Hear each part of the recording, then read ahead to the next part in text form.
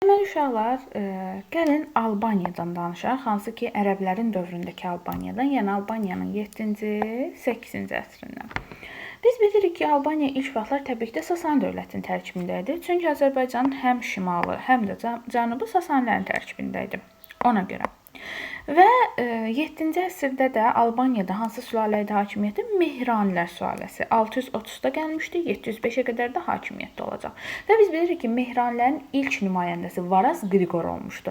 Hansı ki bu Kadisiya döyüşü idi, sonra Ktesfon döyüşü idi. Bunların hamısında hökmdar kim idi? Varaz Qriqor idi. Ta ki 642-yə qədər. 642-də Varaz Qriqor dərk edir ki, mən artıq qocalmışam, öz işlərini layiqincə yerinə yetirə bilmirəm. Ona görə hakimiyyətə kim gətirir? Oğlu Cavanşiri gətirir. Deməli, bir dənə buna diqqət edin. Varaz Qriqor sağ olarkən Cavanşir hakimiyyətə gəlir. Məsələn, cümlələrdə yazar ki, Varaz Qriqor öləndən sonra Cavanşir hakimiyyətə gəldi. Yox, sağ idi, Cavanşir hakimiyyətə gəlir. Və Cavanşir 681-ci ilə qədər hakimiyyətdə olur. Hansı sülalədəndir Cavanşir? Mehranilər gedib çaşıb başqa sülalə götürməyib.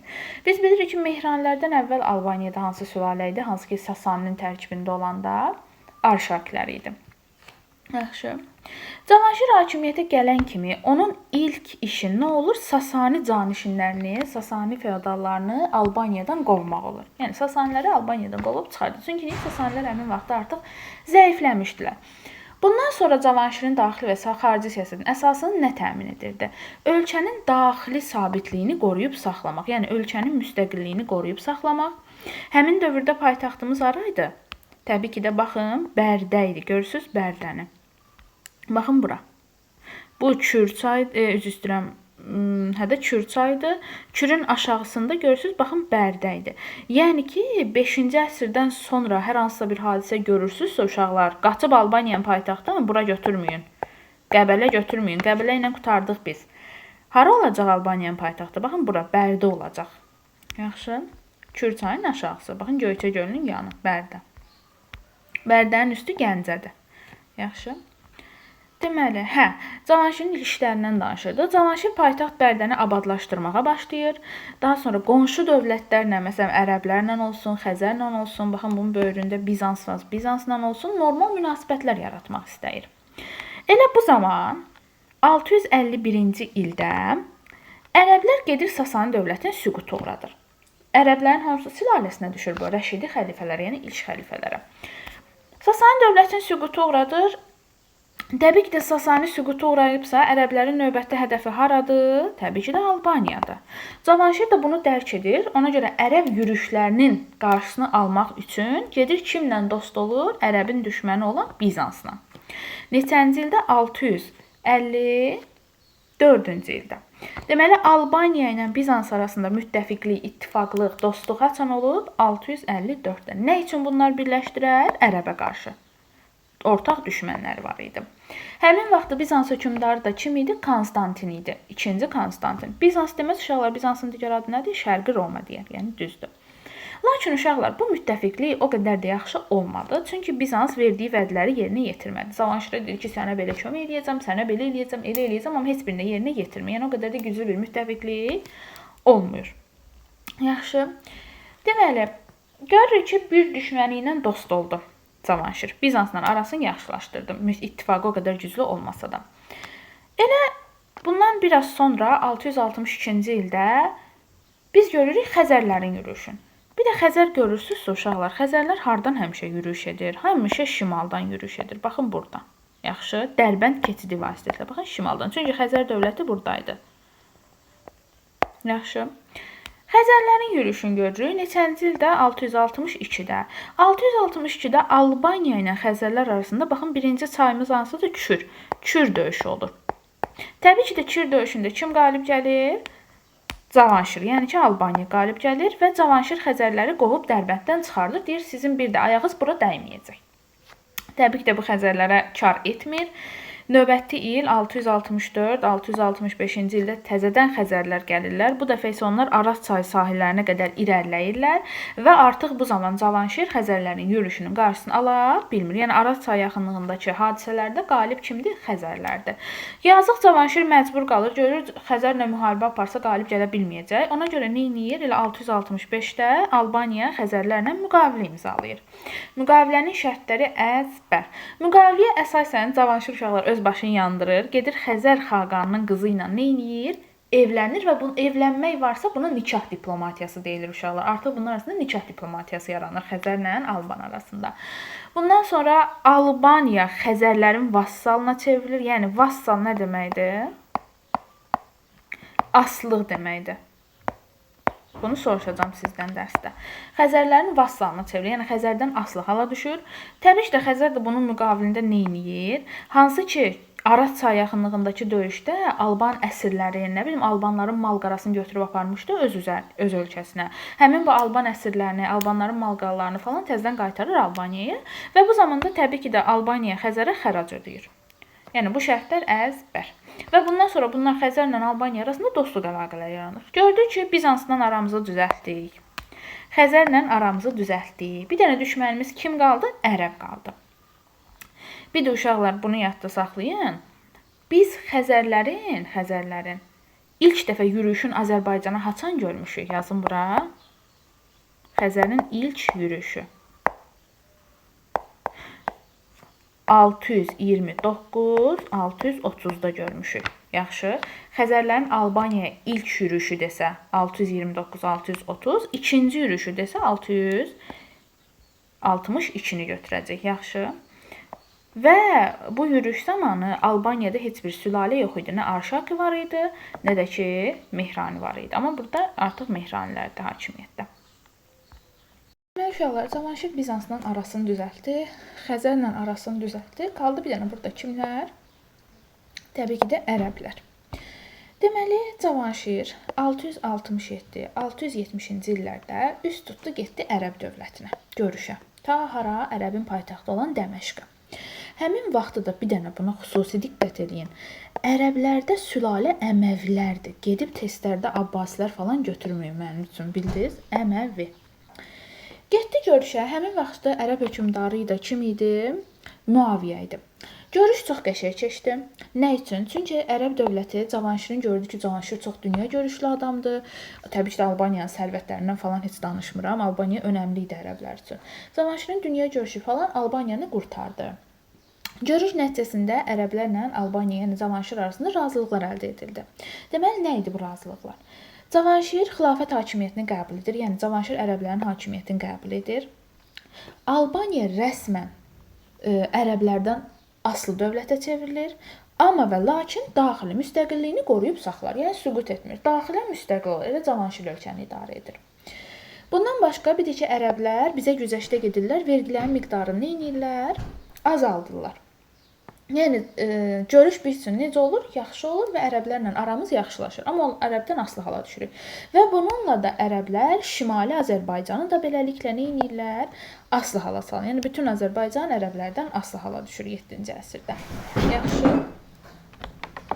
Deməli, bu zaman isə 681-ci ildə Cavanşir sui-qəsd nəticəsində öldürülür. Kimlər öldürür Cavanşiri? Bizanspərəst qüvvələr. Nə üçün? Ərəblərlə yaxınlaşdığın qısqandığına görə Bizanspərəst qüvvələr gedirlər Cavanşiri nə edirlər? Sui-qəsd nəticəsində öldürürlər. Cavanşir öləndən sonra yenidən Albaniyada vəziyyət pisləşir. Belə ki, Albaniya Bizansın, ərəblərin, bir də ki, Xəzərlərin yenidən müharibə meydanına çevrilir. Bizans deyir, mənim də Albaniya, ərəb deyir, yox mənim, Xəzər deyir, yox mənim. Bu zaman təbii ki də güclü dövlət olan ərəb qalib gəlir. Ərəb qalib gəlir və Albaniyada Mehranilərin nümayəndəsi Cavanşirin qardaşı oğlu olan Varaz Tirdadı hakimiyyətə gətirir. Lakin ərəblər Varaz Tirdadı hakimiyyətə gətirsələr də elə bir müddətdən sonra 705-ci ildə bu Varaz Tirdadı aparırlar Dəməşqə, orada bunu öldürdürürlər və bununla da Mehranilər sülaləsinin hakimiyyətinə son qoyulur və Albaniya dövləti də 705-ci ildə süqut edir. Deməli, bununla da bütün Azərbaycan torpaqları tam şəkildə düşür ərəblərin hakimiyyət altına. Bir Bir də bunu yadda saxlayın ki, görürsünüz ki, Albaniya quldarlıq dövründə eradan əvvəl 4-cü əsrin ikinci yarısında yaranıb, feodalizm dövründə, yəni ki, 705-ci ildə nə olub? Süqut edib. Yəni test suallarda desə ki, həm quldarlığı, həm feodalizmi görən dövlətimiz hansıdır? Baxın, bu Albaniyadır. Yaxşı. Deməli, Albaniyada da 3 dənə sülalə gördük. Birinci sülalənin adını bilmirik, hansı ki, Oroysun, Kozisin, Zoberin olduğu sülalədir. İkinci sülalə 1-ci əsrdən 510-a qədər olan Arşakilər sülaləsidir. Üçüncü sülalə də ki, 630-dan 705-ə qədər olan sonuncu Mehranilər sülaləsidir. Mehranilər sülaləsində də 3 dənə hökmdar var. Varaz Qriqor, Cavanşir, bir də Varaz Tirdatov. Deməli, uşaqlar, ərəblərin gəlişinə qədər Cənubi Azərbaycanın mərkəzi, baxın, Ərdəbil şəhəri idi. Görürsünüz, Ərdəbil. Ərəblər gələndən sonra isə uşaqlar Cənubi Azərbaycanın mərkəzi olacaqdı, baxın, Marağa şəhəri. Bax, buna xüsusi diqqət edin, xəritədə soruşar. Ərdəbildir, Marağadır, Təbrizdir. Bunlar hamısı Araz çayından aşağıda, yəni ki, Cənubi Azərbaycanda yerləşir. Bunları da Urmiya gölü ilə rahat tapa bilərsiniz. Baxın, Urmiya gölünün üstü deyirsə sizə haradır? Ən üstü Təbrizdir. Urmiya gölünün aşağısı deyirsə sizə əvvəllər Mannanın falan torpağı olan, indiki Marağadır. Təbrizin biraz üstü Xəzər dənizinin yanı isə Ərdəbildir. Yaxşı. Bunu yadda saxlayaq. Deməli, gəlin uşaqlar, ərəblər bilirik ki, 7-ci əsrdə bizi tuturlar və 7-ci əsrdə görə necə idarə etdilər Azərbaycan, baxın, torpaqların. Biz dedik, ərəblər heç vaxtlar bizdən çox qəşəng davranırdılar. Biz də buna aldanmışdıq, elə bilirdik ki, ərəblər çox yaxşıdırlar. Deməli, ilk vaxtlar bu ərəblər Sasani dövlətindən qalan idarə etmədən istifadə edirdilər. Yəni, Sasani dövlətindən qalan idarə etməni mənimsəmişdilər, ona uyğun idarə etmə sistemi yaratmışlar Azərbaycanda. Və bütün Azərbaycanı, həm Azərbaycanın şimalını, həm də Azərbaycanın cənubunu bir dənə əmirliyə daxil etmişlər. Əmirlik də nədir? Ərəblərdə ərazi bölgüsü. Necə bizdə şəhər, kənd, qəsəbə, rayon yoxdur. Ərəblərdə də əmirlik, mahal, məntəqə, kəndlər var idi. Deməli, bütün Azərbaycan bir əmirliyin tərkibində idi. Neçənci əsrdə? 7-ci əsrdə. Həmin bu ərəb əmirliyinin, həmin ərəb canişinliyinin mərkəzi də 7-ci əsrdə, baxın, Dəbil şəhəri idi. Görürsünüz? Necə tapacaqsınız Dəbili? Tapacaqsınız Göyçə gölün. Göyçə gölünün, baxın, solunda 1-ci Dəbil şəhəri gəlir. Yaxşı? Bu, nöqtə qoyulan yerdir. Ya, xəritədə hara nöqtə qoyulubsa, baxın, o nöqtələdir ərazi. Bildiniz? Plus da ki, ilk vaxtlar, yəni 7-ci əsrdə demək olar ki, bütün yaxşı idarə etmələrə türklər də seçilirdi. Yəni, ərəblərlə yanaşı bizim adamlar da idarə etmədə iştirak edə bilərdilər 7-ci əsrdə. Yaxşı? Bu əzbər. Gəldik 8-ci əsrə. 8-ci əsrdə isə ərəblər biraz dəyişikliklər elədilər. Nə etdilər? Azərbaycanı cənuba, bir dəqiqə, şimala, bir də cənuba ayırdılar. Baxın, bütün Qafqaz deyəndə hara nəzərdə tutulur? Şimali Azərbaycan, bunu sizdən soruşacağam, Qafqaz. Gürcüstan, bir də indiki Ermənistan. Qafqaz deyəndə, baxın, bu nəzərdə tutulur. Yəni, Cənubi Azərbaycan Qafqaz deyil. Bura İranın tərkibidir. Deməli, ərəblər nə etdilər?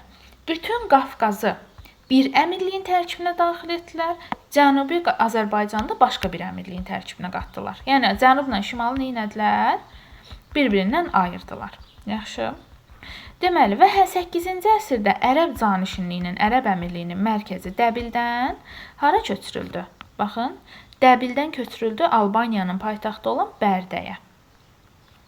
Deməli, 8-ci əsr deyirsə, deməli, siz ərəb əmirliyin mərkəzini Bərdə götürməlisiniz. 7-ci əsr deyirsə, Dəbil götürməlisiniz. Buna diqqət edin. Bundan başqa, idarə etmədə də dəyişiklik elədilər. Dedilər ki, bütün idarə etmədə, bütün vəzifələrə kimlər? Sadəcə ərəblər seçilə bilər. Artıq Azərbaycanlıları, türkləri idarə etməyə buraxmadılar. Görürük ki, yavaş-yavaş biz ərəblərin iç yüzünü görməyə başlayırdıq. Yaxşı. Bundan başqa, ərəblərin dövründə Azərbaycanda bir sıra yeni vəzifələr yaranmışdı. Birincisi əmir idi. Əmir kimi idi? Əmirlikləri idarə edirdi. Mülki plus da ki, hərbi işlərə baxırdı. Yəni, həm mülki işlərə baxır, həm hərbi işlərə. Ərəb dövlətinin bir dayağıdır da bu. Əmir olmasa ərəb dövlətdə olmaz. Belə yadda saxlayın. Hökmdarın ikinci əlidir bu. Sonra qazılar. Qazılar məhkəmədə hakimlər oldu. Uşaqlar müasir dövrümüzdə də var. Bax, qazılar məhkəmə hakimləri idi. Məhkəməni idarə edən şəxslər idi. Bu, bütün dövlətlərdə belədir. Amillər vergiləri yığan məmurlar idi. Azərbaycanda ərəblərin tapşırığı ilə amillər vergi yığırdı, amil vəzifəsi. Bir də valilər var idi. Valilər də vilayətlər, yəni bu əmirlikləri, canişinləri idarə edən şəxs idi. Sonra ərəblərin dövründə Azərbaycan inzibati cəhətdən 4 yerə bölünürdü. İnzibati nə deməkdir? Ərazi bölgüsü. Necə bizdə şəhərdir, kənddir, qəsəbədir, sonra nə var? Rayondur. Ərəblərin dövründə də Azərbaycan bölünürdü birinci böyük əmirliklərə. Əmirliklər bölünürdü öz hesablarında mahallara. Mahallar bölünürdü məntəqələrə. Məntəqələr də ən sonda balaca kəndlərə bölünürdü. Baxın, bu da ərazi bölgüsüdür. Amma Sasanilərin dövründə Azərbaycan torpaqları nəyə bölünmüşdü? Vilayət, bir də ki, əyalətlərə. Və bunu soruşacağam. Sasanidə vilayət, əyalət, ərəbdə isə əmirlik, mal, məntəqə, kənddir. Bildik.